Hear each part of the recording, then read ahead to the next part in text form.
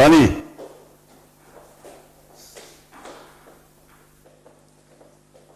këto janë dëshmitë e botës të ndeshme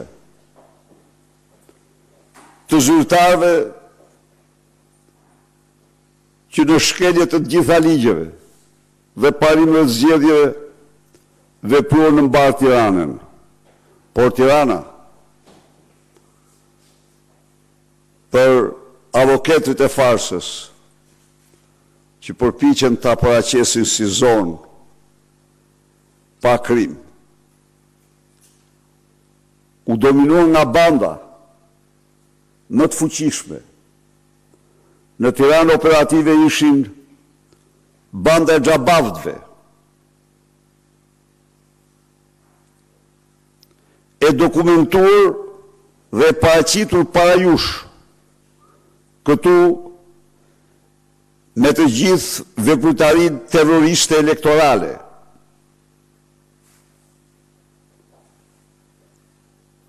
Hakmarrja për drejtësi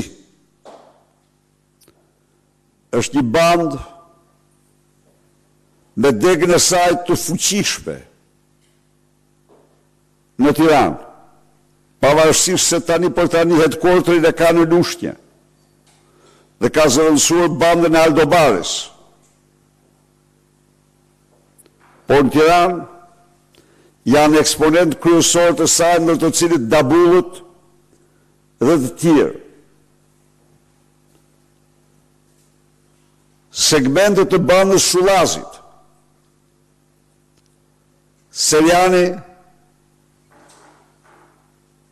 Petrit apo si quhet, Seljani është biemri i tij, dhe bandit të tjerë janë marrë ditë e natë me kërcënimin e votuesve dhe blerjen e votave.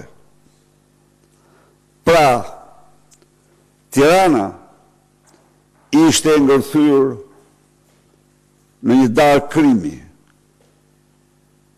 në të katër anët e saj, nga serial killer, trafikant, organizata. Kjo është e vërteta. Çfarëdo që të bëj Edi Rama, çfarëdo përpjekje,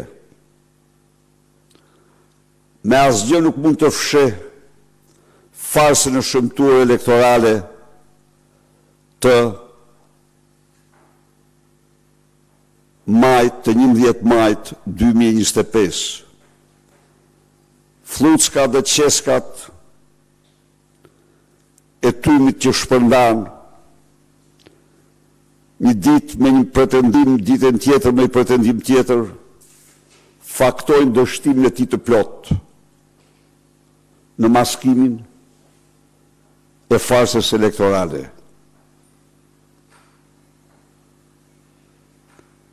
Ka shpërnda kërkesa panumërta që të marrë urime, po urimet nuk po i vinë. Telefonatat shumëta,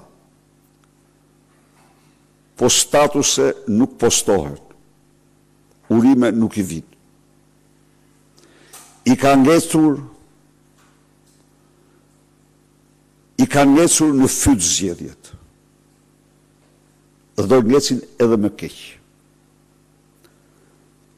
Partia Demokratike deklaron se nuk jep kurrë këtë farsë elektorale. Se ajo do faktojë çdo shqiptar dhe komunitet ndërkombëtar se çfarë përfaqëson në realitet farsa elektorale e 11 majt